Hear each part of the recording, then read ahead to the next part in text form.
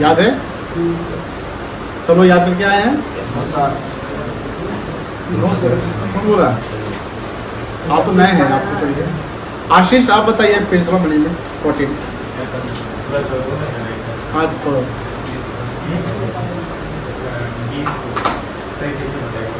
जैसे बताओ।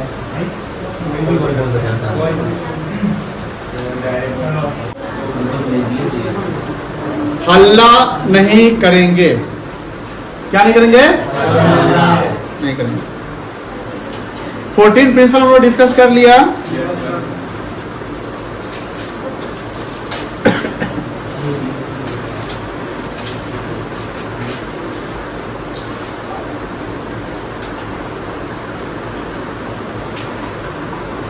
टेलर को हम लोग डिस्कस किया। सॉरी, फ्यूल कौन था, जन्म कहाँ हुआ, हम लोग डिस्कस कर चुके थे ना। देखो ये चेहरा देखिए,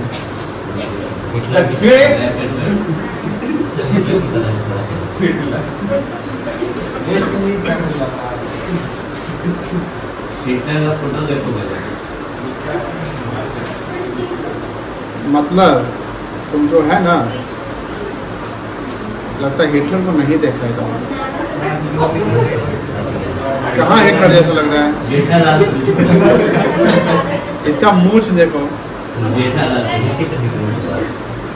बाल देखो, और इसका तो मूछ ही नहीं है। चलिए,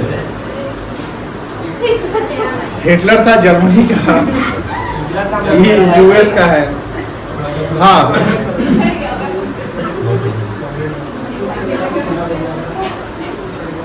क्या मैं बोलूं?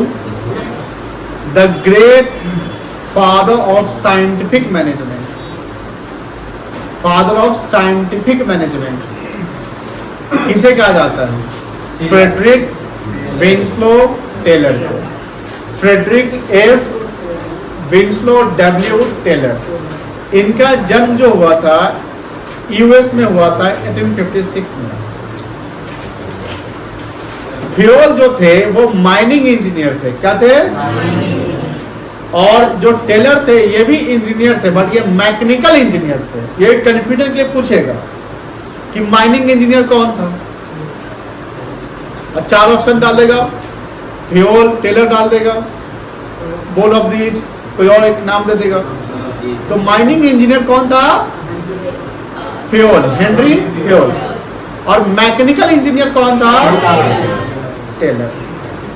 यार एमसीक्यू बन गया, पूछता है इसमें बता रहे। तो मैकेनिकल इंजीनियर, उनका जन्म कहाँ हुआ था? उनका मतलब कि फ्यूल का जन्म कहाँ हुआ था? इस्तांबुल। और कहाँ शिफ्ट हुए थे वो? फ्रांस में। इनका जन्म कहाँ हुआ? 1856 में। और एक कंपनी ज्वाइन करते हैं, मिडवल स्टील कंपनी 1878 में। और ये मैकेनिकल इंजीनियर थे। तो इन्होंने, अब देखो ध्यान से, ये मॉडर्न में आए, मॉडर्न इन द सेंस कि आफ्टर द फ्यूल वो टेलर है। तो आज के समय में जो बिजनेस चलता है वो साइंटिफिक तरीके से चलता है। आज के समय जो प्रोडक्शन होता है, गुड्स का प्रोडक्शन होता है, सर्विस का प्रोडक्शन, वो साइंटिफिक टेक्निक यूज किया जाता है। फॉर एग्जाम्पल, अभी भी गांव समय जाओगे तो जैसे कंस्ट्रक्शन साइट पे जो लेबरर काम करने आता है, तो उस लेबर का पेमेंट आप कैसे करते होंगे या कैसे होता होगा? डेली वेजेज होता है ना, एक दिन का 400 रुपया 500 रुपया जो भी बनता होने का। सपोज करिए कि उसका जो आने का टाइमिंग है 9 AM है, जाने का टाइमिंग 5 PM है। 9 से 5 उसको काम करना है। तो 9 से 5 कितना घंटा हो गया? 8 घंटा हो गया। मान लो इसमें हमको उसको 1 घंटे का आधे घंटे का ब्रेक देते, तो 7.5 घंटा उसका काम करना है ना, प्रोडक्टिव काम करना है। अब सपोज करो कि 9 बजे उसके आने का टाइम है, लेकिन वो आता है 9:30 बजे। बीच में कोई काम है, आधे घंटा ब्रेक है, वो ले लिया 45 मिनट ब्रेक। बीच में कहीं बात करने लगा, कहीं फोन आया तो आधा घंटा वहीं बात करने लगा, बैठ गया, आराम कर रहा है। तो इससे अल्टीमेटली जब शाम 5 बज जाएगा तो उस वर्कर को क्या पैसा पूरा मिलेगा कि कम मिलेगा? पूरा मिल जाएगा। डेली वेजेज हम एक दिन आपके यहाँ काम किया पूरा दिए, लेकिन अल्टीमेटली कंपनी का प्रोडक्शन क्या होगा? थोड़ा कम जाएगा ना। प्रोडक्टिव वर्क कम हुआ। प्रोडक्टिव इन द सेंस कि जहां आप काम कर रहे हैं जैसे 8 घंटे का आपका काम करने का समय, जिसमें हमने 30 मिनट का अगर आपको ब्रेक अलाउ किया है, तो 7.5 आवर्स 7 आवर्स 30 मिनट्स आपका प्रोडक्टिव वर्क होना चाहिए। प्रोडक्टिव इन द सेंस, जैसे अभी हम पढ़ा रहे हैं, तो ये प्रोडक्टिव है, आप पढ़ रहे हैं प्रोडक्टिव है। लेकिन सपोज करो कि हम बैठे हुए हैं, आप भी बैठे हुए हैं, कोई टॉपिक पे बात कर रहे हैं, मतलब कि इनफॉर्मल बात कर रहे हैं। इनफॉर्मल समझते हैं ना? तो ये प्रोडक्टिव नहीं कहलाएगा। इनफॉर्मल प्रोडक्टिव नहीं होता है, फॉर्मल प्रोडक्टिव होता है। तो इसे अगर प्रोडक्टिव काम कम होगा तो कंपनी का लॉस होगा, क्योंकि कंपनी तो पूरा पैसा आपको दे रही है। तो ट्रेडिशनली अभी भी यही चलता है कि वर्कर को हम डे वाइज पेमेंट करते हैं, जिससे टर्नओवर यानी कॉस्ट, लेबर कॉस्ट बढ़ जाता है और प्रोडक्शन उतना नहीं हो पाता है। तो यहाँ पर टेलर साहब आते हैं। टेलर साहब बोलते हैं कि रुको, इस टेक्निक को हम लोग चेंज करने का काम करते हैं। हम क्या करते हैं कि वर्कर को असाइनमेंट देते हैं कि सारा वर्कर जो भी काम करेगा वो पीस रेट पे काम करेगा, यानी हम आप पेमेंट आपको डेली वेज नहीं करेंगे, पीस रेट पे करेंगे। पीस मतलब टुकड़ा, मतलब जितना सामान बनाओगे, ध्यान सुनना, उसके अनुसार हम तुमको पैसा देंगे। मान लो कि एक वर्कर दिन भर में 50 यूनिट बना लेता है, एवरेज बना लेता है, तो हमने स्टैंडर्ड टारगेट फिक्स कर दिया कि एक यूनिट का हम 10 रुपया देंगे, अगर कोई 50 बनाएगा तो 500 दे देंगे। तो बहुत लोग खुश रहेंगे, भैया हम तो 600 बनाने का टारगेट पूरा करेंगे, 600 मिल जाएगा। अब कोई ये भी डर जाएगा कि अगर 500 से कम बनाया, अगर हम मान लो कि 450 ही बनाए, सॉरी 45 बना दिए, तो फिर हमको तो उसके अनुसार कम मिलेगा पैसा। तो कहने का मतलब कि टेलर ने साइंटिफिक टेक्निक अप्लाई किया, जहां हम लेबर का पेमेंट डेली वेज पे ना करके हम पीस रेट पे कर देते हैं, जहां पर वर्कर का एफिशिएंसी लेवल चेक करते हैं। एफिशिएंसी का मतलब होता है to the great optimum level, to the great extent, जहां मिनिमम कॉस्ट और मैक्सिमम बेनिफिट लाए। ये कौन कहता है? टेलर।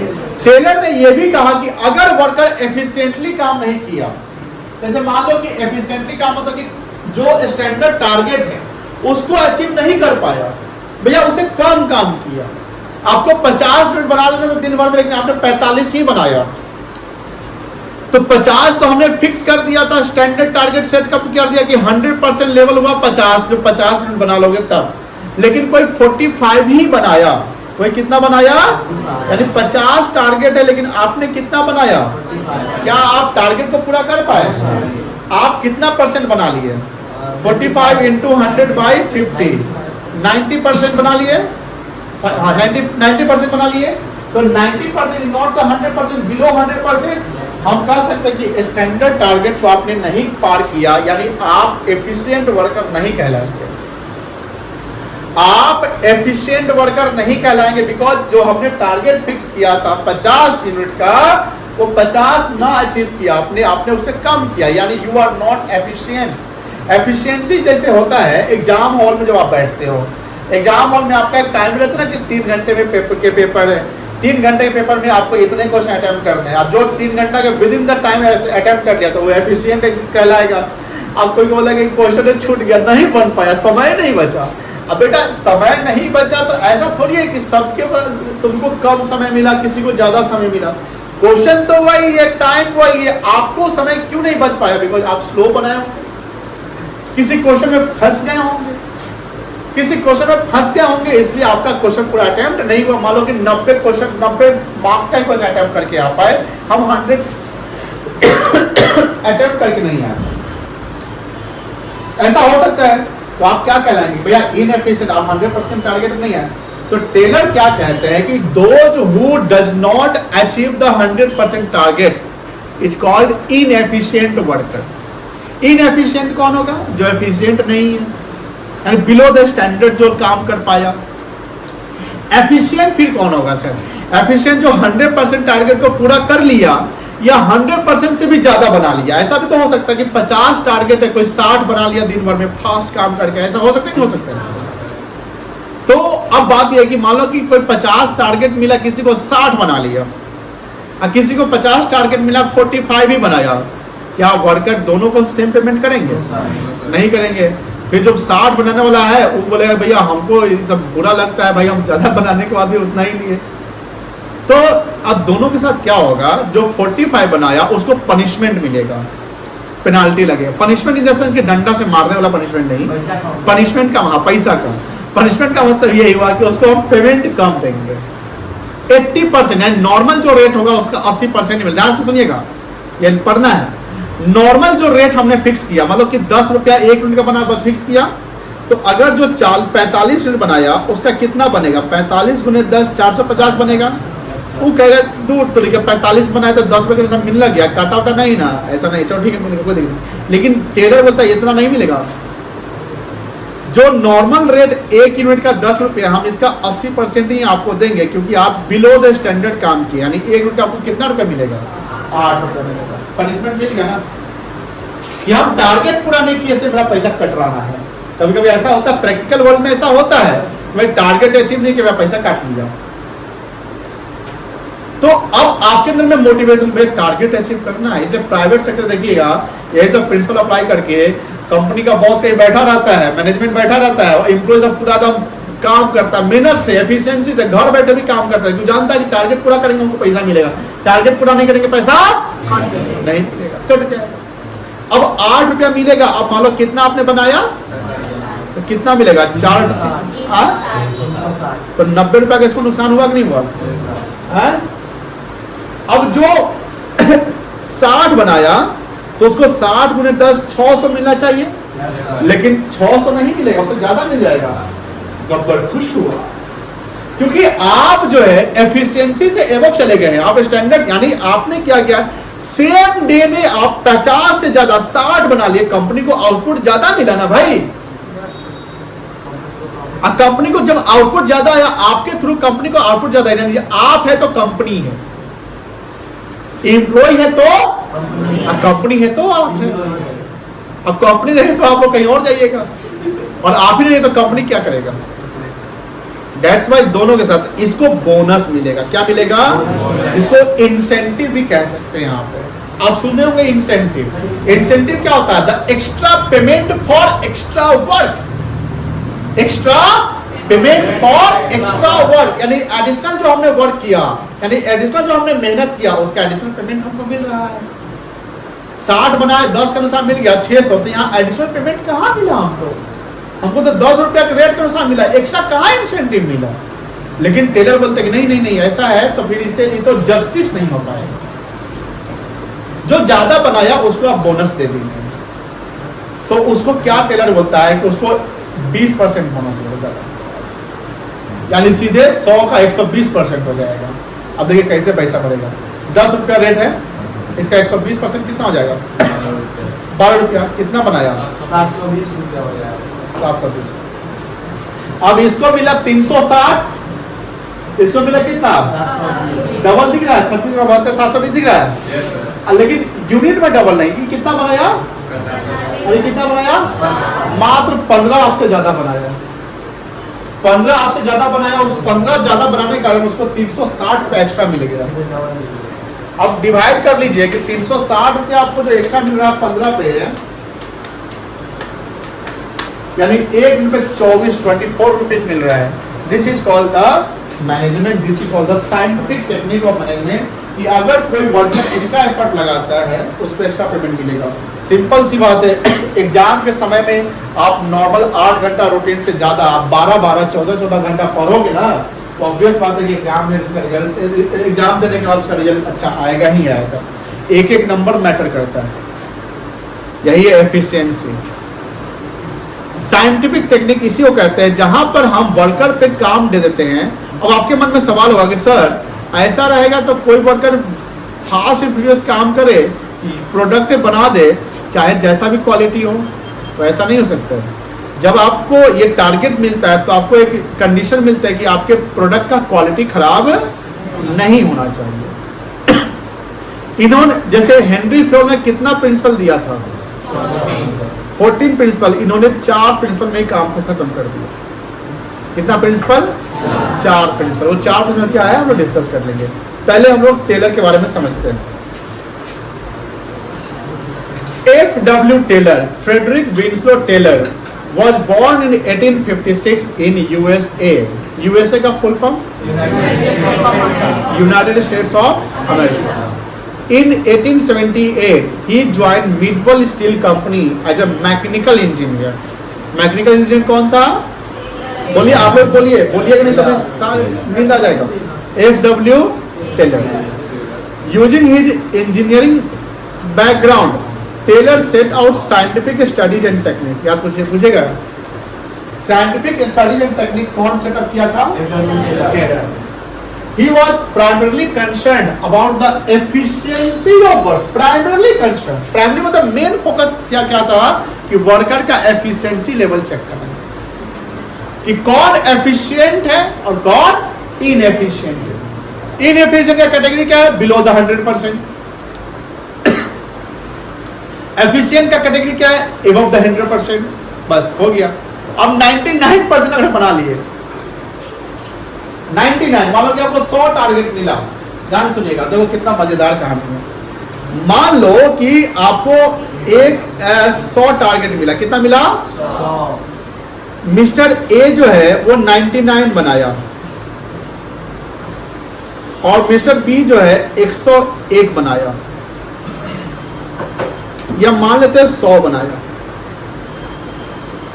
तो 1 यूनिट का फासला है माफ, but he is called inefficient.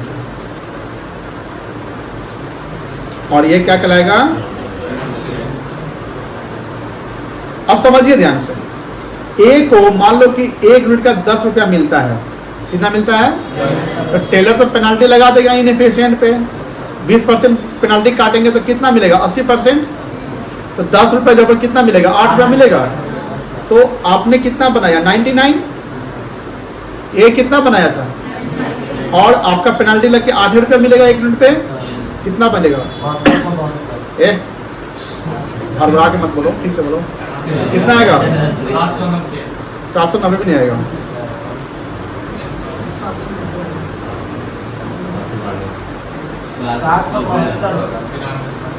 अरे भाई 100 गुणे 8 800 रुपया होता है, 1 यूनिट कम बनाए तो 8 रुपया कम कर दिया, 792 हो जाएगा।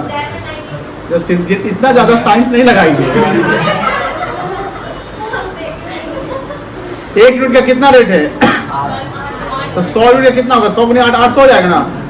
1 यूनिट कम बना रहे हैं ना, तो 1 गुने 8 8 रुपया कम कर दीजिए। कहाँ इतना ज्यादा साइंस लगा रहे हैं? हाँ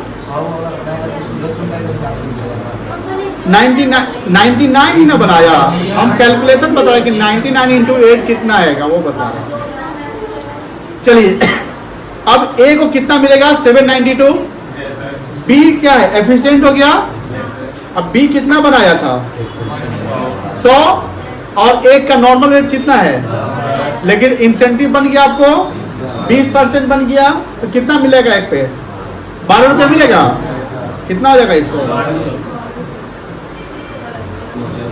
अब एक बोलेगा आज मैं आगे आसमान नीचे, ऐसा कुछ गाना होगा, खुश होकर पी गाते हुए चल जाएगा घर, 1200 रुपया 1200 रुपया।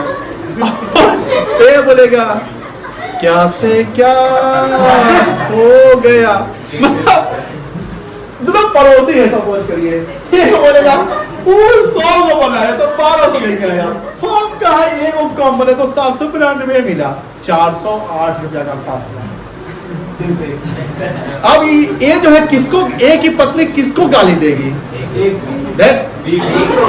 टेलर पर गाली देगी। कौन अभागा था जब 40% का फासला हो गया, 20% इसको ज्यादा मिल गया, 20% कम मिल गया। अब ये बोलेगा मत रो, कल से मैं 100 बना के लाऊंगा, और कल से आधा घंटा पहले ही जाएगा ऑफ फैक्ट्री, काम करेगा। अब बी को देखेगा कितना बनाया। अब तुम तो गजबे इंसान है। अब बात ये आ रही है कि अगर एक फोकस मोटिवेट हो गया, उसको ये डर है कि अगर हम फिर से 99 बनाएंगे तो मुझे क्या लगेगा? पेनाल्टी। क्या लगेगा? नेक्स्ट टाइम वो लेबर सुधर जाएगा। अब बी ज्यादा मोटिवेट हो जाएंगे, भैया और ज्यादा बनाएंगे और पैसा मिलेगा। बताइए क्या दोनों अपने लाइन पे काम करेगा नहीं करेगा? इससे अल्टीमेट फायदा किसको होगा? That's why scientific technique apply करना जरूरी है। हाँ, तो फायदा भी तो है कि एक वर्कर एफिशिएंसी ज्यादा काम करे, क्योंकि ऑब्वियस बात है जितना बनाएंगे उससे ज्यादा प्रॉफिट में कंपनी बेचेगी। जितना टारगेट दिया गया नहीं बनाया तो बोनस मिलेगा। हाँ जितना हाँ हाँ, टारगेट चले आगे। हाँ, वो डिपेंड करता है, कंपनी बोलेगी अगर 100% पे बनाए तो नहीं मिलेगा, 101% कर दे तो मिल जाएगा, ऐसा हो सकता है। चलिए पढ़िए। तो यहाँ पर समझ गए साइंटिफिक स्टडीज एंड टेक्निक्स कौन डेवलप किया है? Taylor. He was primarily concerned about the efficiency of worker and optimum मतलब क्या होता है? मतलब कि रिसोर्स का बेस्ट यूज करना, बर्बाद नहीं करना, ऑप्टिमम यूटिलाइजेशन ऑफ रिसोर्स।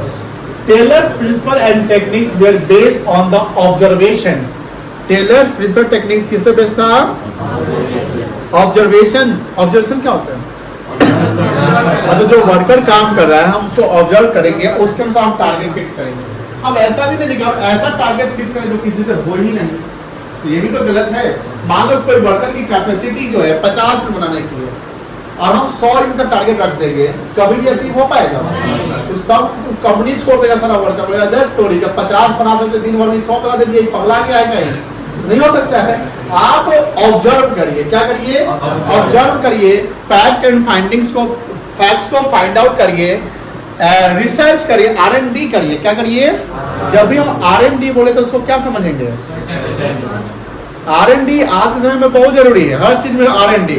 चाहे वो आप MPL पे गेम खेलते हैं, खेलते होंगे आप लोग कोई, है ना? उसमें R&D होता है। शेयर मार्केट में शेयर खरीदते हैं, R&D। पढ़ाई कर रहे हैं, R&D। कोई बिजनेस करे, R&D, research and development. Without research and development fail. इसलिए R&D होना चाहिए। तो कंपनी में वर्कर का क्या होगा? R&D होगा। क्या होगा? R&D होगा।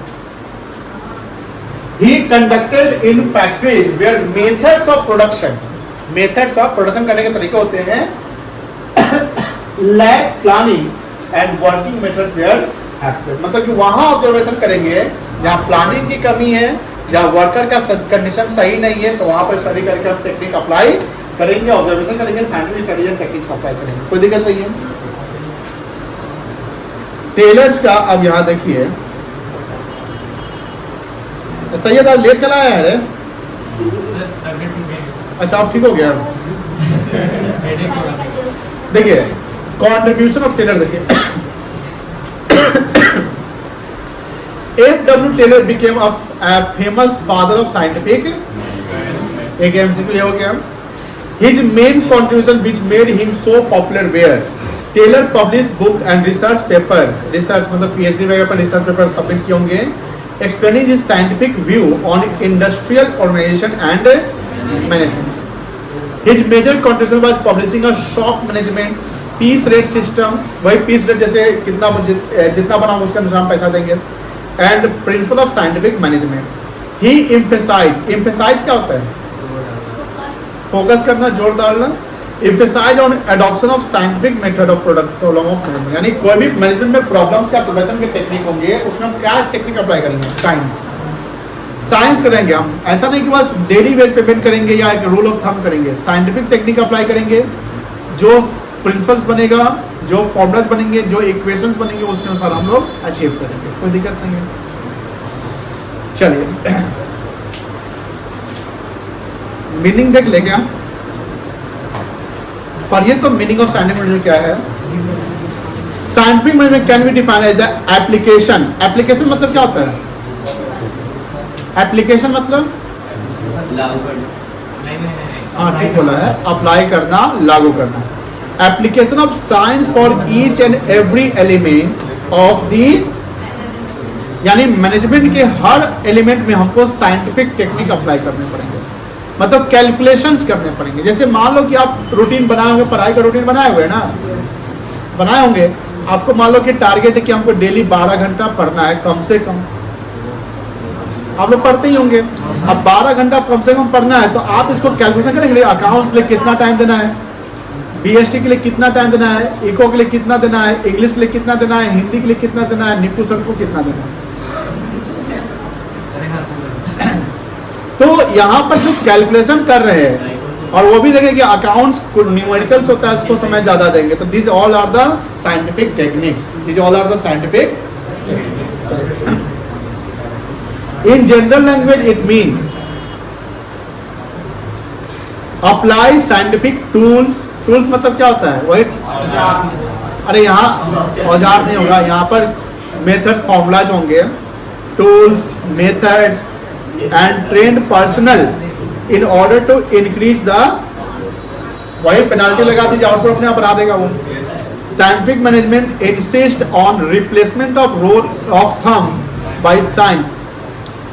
रोल ऑफ थंब मतलब कि जैसे आपने काम अच्छा किया, हम आपको दे दिए, हो गया क्या, हाँ ठीक है, वो ऐसा नहीं करना है। हम आपका चेक करेंगे कि आपने काम प्रॉपर तरीके से एफिशिएंसी लेवल पे किया है कि नहीं किया। दैट्स व्हाई साइंस अप्लाई करना है।